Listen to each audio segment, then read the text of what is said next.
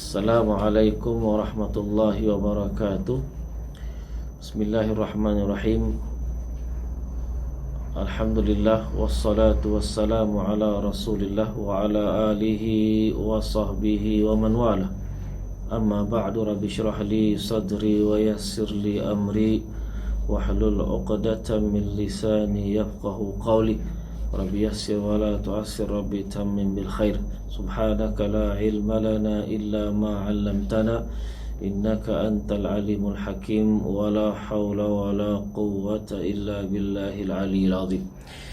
Alhamdulillah, sama-sama kita merafakkan setinggi-tinggi kesyukuran kehadiran Allah Subhanahu wa taala yang masih mengurniakan kita kehidupan dan juga masih tetap memberi kita keimanan. Alhamdulillah, walaupun kita dalam keadaan yang getir, tapi Alhamdulillah Allah masih memberi kita keimanan yang kuat sehingga kita kuat untuk menghadapi segala cabaran dan kita redha dengan segala ketentuan. Dan juga bersyukur kita kepada Allah SWT walaupun dalam keadaan yang kita katakan tidak selesa, kita agak pergerakan kita terbatas, namun itu semua tidak menghalang untuk kita terus menuntut ilmu dan semangat kita terus bersemangat berkobar-kobar untuk belajar ilmu pengetahuan. Mudah-mudahan kita mendapat keridhaan Allah dan mudah-mudahan ianya membantu kita untuk lebih mudah kita masuk ke syurga. Amin. Seperti mana yang disabdakan oleh Rasulullah sallallahu alaihi wasallam, man salaka tariqan yaltamisu fihi ilman sahalallahu lahu tariqan ila jannah. Barang siapa berusaha untuk mencari ilmu, nescaya Allah permudahkannya untuk masuk syurga, insya-Allah. Tuan-tuan, puan-puan, para penonton, hadirin-hadirin yang saya muliakan, sebagai manusia biasa, kita ini sering berkhayal dan sering berimajinasi, dan ini merupakan sesuatu yang biasa kita lakukan. Namun ada yang mengatakan ianya sesuatu yang tidak baik, sesuatu yang negatif. Kita banyak berkhayal, sehingga keluar ungkapan cerita majnun dan sebagainya. Namun hakikatnya khayalan dan imajinasi sesuatu yang biasa yang ada pada manusia, dan ianya sesuatu yang positif jika dia membawa ke arah yang positif. Ia bukan yang sesuatu yang totally tidak baik, tapi ialah satu kebiasaan manusia. Memang ada dalam diri manusia, ada dalam naluri manusia, namun ianya menjadi kebaikan apabila diarah kepada kebaikan. Daripada angan-angan, daripada khayalan, daripada imajinasi, ia akan mendatangkan ataupun menyebabkan seseorang itu mempunyai cita-cita. Kita berkhayal, kita berimajinasi, kita menjadi sesuatu, maka dengan khayalan yang positif akan melahirkan cita-cita. Dan cita-cita ini merupakan sesuatu yang sangat positif. Cita-cita itu sangat positif di sisi ulama. Ia supaya apabila kita bercita-cita, kita seolah-olah mempunyai satu gambaran kehidupan kita pada masa akan datang. Kita sudah mempunyai cita-cita, kita mempunyai harapan, maka kita akan tergambar masa depan kita, kehidupan kita macam mana. Subhanallah. Jadi pentingnya cita-cita. Dan juga dengan adanya cita-cita, secara tidak langsung kita sudah mempunyai hala tuju kehidupan yang jelas. Kita mempunyai hala tuju kehidupan yang jelas, supaya kita tidak terombang-ambing, kita tidak seperti layang-layang yang putus tali. Kita sudah mempunyai satu harapan, cita-cita. Jadi ianya mempunyai harapan tertentu yang ingin kita capai. Dan cita-cita ini ianya berubah kadang-kala mengikut kematangan kita, mengikut kemampuan kita dan sebagainya. Cuba kita bayang-bayangkan ketika kita masih kanak-kanak dahulu, pasti kita mempunyai cita-cita. Kadang-kadang bila kita fikir baik-baik, fikir dalam, kita ketawa sendiri. Masya Allah, cita-cita aku ni luar biasa, pelik. Sehingga ada dikisahkan seorang ayah bertanya kepada anaknya, apa cita-cita kamu? Dia kata, cita-cita saya nak menjadi tukang bersih jalan, atau orang yang kerja yang mengangkat tong sampah. Subhanallah. Jadi mungkin dia tengok seronok membersihkan jalan raya kerana hatinya masih bersih, kerana suci. Diinginkan supaya jalan raya bersih, maka dia bercita-cita untuk menjadi tukang bersih. Ayahnya pun, tak ada cita-cita lain ke? Dia kata, itu cita-cita saya. Namun setelah dia membesar, cita-cita itu akan berubah. Okay. Jadi itu normal, normal, biasa. Jadi begitu juga setiap individu mempunyai cita-cita. Dan kita masih kecil, kita mempunyai cita-cita. Dah besar pun kita mempunyai cita-cita. Okay.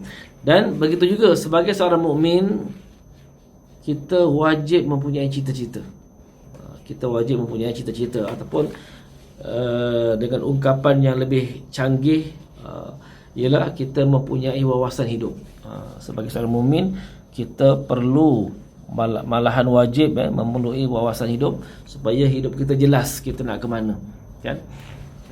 Jadi wawasan itu mempunyai dua jenis lah. Wawasan umum, wawasan khusus. Adapun wawasan khusus, seorang mukmin wajib mempunyai wawasan khusus umum, yang mana ianya sama di mana saja. Setiap mukmin mesti memiliki cita ataupun wawasan tersebut. Tidak beda, tak kira lah orang Singapura ke, orang Malaysia ke, orang Indonesia ke, orang Afrika ke, Arab ke, orang Europe dan sebagainya. Pasti sebagai seorang mukmin mempunyai cita-cita umum yang sama, ataupun wawasan umum yang sama. Yang mana wawasan ini, subhanallah, tanpa kita sedari, mungkin kita tak perasan, kita sering melafazkannya, kita sering mengucapkannya. Ketika lepas solat kita ucapkan, ketika kita menghadiri majlis doa selamat kita ucapkan, ketika kita berdiskusi kita ucapkan. Pokoknya ia sesuatu yang sama, dan ianya ada pada diri kita. Mungkin kita tak perasan dan kita tak sedar. Okey. Apakah wawasan kita? Apakah cita-cita kita? Cita-cita seorang mukmin ialah apa dia? Firman Allah Subhanahu wa taala, Rabbana atina fid dunya hasanah wa fil akhirati hasanah wa qina azabannar. Ya Allah, ya Tuhan kami, kurniakanlah kami kebaikan di dunia, dan juga kurniakanlah kami kebaikan di akhirat. Subhanallah. Inilah dia cita-cita seorang mukmin. Cita umum seorang mukmin, iaitu cita-citanya agak special, ianya khusus untuk orang mukmin. Apa dia? Dia inginkan keselamatan di dunia dan juga keselamatan di akhirat. Subhanallah. Malahan dalam doa ini kita menyebut keselamatan dunia dahulu, baru akhirat. Kenapa? Kerana tanpa dunia kita tak dapat keselamatan akhirat. Kerana dunia itu batu loncatan untuk akhirat. Jadi kita tidak boleh mengenepikan dunia, tapi kita hendak supaya kita dalam keadaan baik di dunia dan juga baik dalam keadaan di akhirat. Jadi kita tidak mahu kita hanya hidup senang lenang, kita hidup mewah, kita kaya raya, kita mempunyai pangkat, kita mempunyai jawatan dan sebagainya. Namun bila kita meninggal dunia, kita masuk neraka. Na'udzubillahi min dzalik. Dan begitu juga kita tak mahu, Masya Allah, akhirat kita Masya Allah selamat sejahtera, tapi di dunia kita merimpat. Tetapi di dunia kita menyusahkan orang, tapi di dunia kita bergantung pada orang dan sebagainya. Maka Islam pun tidak mahu seperti itu. Islam mahu kita mendapat kebahagiaan di dunia dan juga di akhirat. Jadi kita inginkan keseimbangan dalam kehidupan kita di dunia dan juga di akhirat. Maka pada saat itu kita lihat bagaimana Rasulullah sallallahu alaihi wasallam, satu riwayat an Anas radhiyallahu anhu qala kana akthar da'wah yad'u biha Rasulullah sallallahu alaihi wasallam Allahumma rabbana atina fid dunya hasanah wa fil akhirati hasanah wa qina adzabannar. Daripada Anas radhiyallahu an berkata, sesungguhnya di antara doa yang terbanyak, yang sering dibaca, didoakan oleh baginda Rasulullah sallallahu alaihi wasallam ialah Allahumma, ya Allah Tuhan, ya Tuhan, ya Tuhan kami, kurniakanlah kami kebaikan di dunia dan juga kurniakanlah kami kebaikan di akhirat. Maka di sini sangat jelas bagaimana baginda sallallahu alaihi wasallam mengajar kita supaya kita sering berdoa dengan doa ini. Kita inginkan kebaikan di dunia dan juga kebaikan di akhirat. Kita tidak mahu hanya sebahagian saja yang kita baik, tapi sebahagian lain kita musnah. Tapi kita mahu kebaikan kedua-duanya. Kerana Islam ialah agama yang syumul, yang mana ianya mahu hambanya ataupun penganutnya untuk hidup dalam keadaan yang bahagia di dunia dan juga di akhirat. Jadi inilah doa yang sering kita baca. Namun kadang-kadang kita tidak perasan. Namun untuk mencapai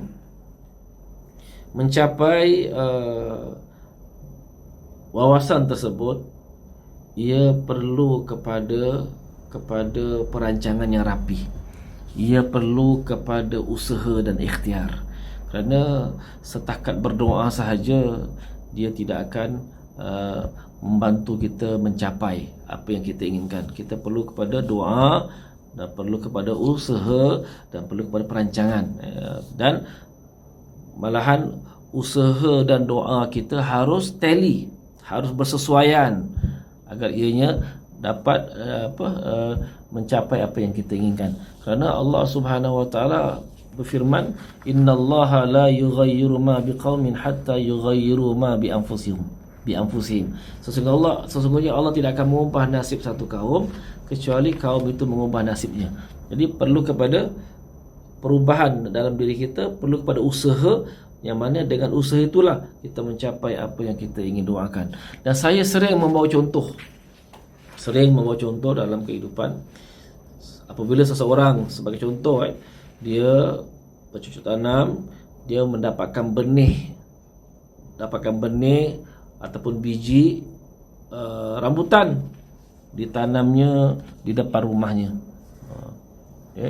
Ditanamnya biji rambutan di depan rumahnya, disiram air, kemudian letak baja dan sebagainya. Namun dia berdoa, ya Allah, ya Tuhanku, kurniakanlah aku buah durian. Mudah-mudahan pokok ni subur, keluarlah biji buah durian. Maka kita kata, adakah pokok ni tumbuh akan keluar buah durian? Secara logika mustahil lah akan keluar buah durian. Kenapa? Kerana kita tanam biji rambutan. Sudah pasti ataupun dengan kehendak Allah akan keluarlah buah rambutan, bukan keluar buah durian. Jadi doa kita tak tally dengan apa yang kita usahakan. Itu yang kadang-kadang kita tak perasan. Kita doa, Rabbana atina fid dunya hasanah wa fil akhirati hasanah wa qina azabannar. Tapi malangnya usaha kita tidak tally dengan apa yang kita doakan. Akhirnya takut-takut kita dapat salah satu, ataupun yang paling berbahaya, yang paling menakutkan, yang membimbangkan, dua-dua tak dapat. Dan juga begitu juga ada yang dapat dunia saja, akhirat tak dapat. Masya Allah, itu yang paling kekal, itu yang lebih utama. Ataupun ada yang dapat akhirat, tapi dunia pun dia tak dapat. Jadi perlu keseimbangan dalam kita melaksanakan apa yang kita inginkan. Mana kita perlu berdoa, minta kebaikan dunia dan akhirat, dan juga kita perlu merancang dan juga melaksanakan tindakan yang sewajarnya untuk mencapai apa yang kita inginkan. InsyaAllah kita akan bincangkan lagi bagaimanakah caranya agar wawasan yang kita inginkan tercapai pada pertemuan akan datang, insyaAllah. Saya rasa sekian itu saja. Mudah-mudahan apa yang saya sampaikan dapat kita fikirkan bersama. Adakah kita mempunyai wawasan yang jelas atau masih tak jelas lagi, ataupun kita fikir bersama adakah selama ini tindakan kita menjurus ke arah wawasan yang kita tetapkan. Sekian, wabillahi taufiq wal hidayah. Wassalamualaikum warahmatullahi wabarakatuh.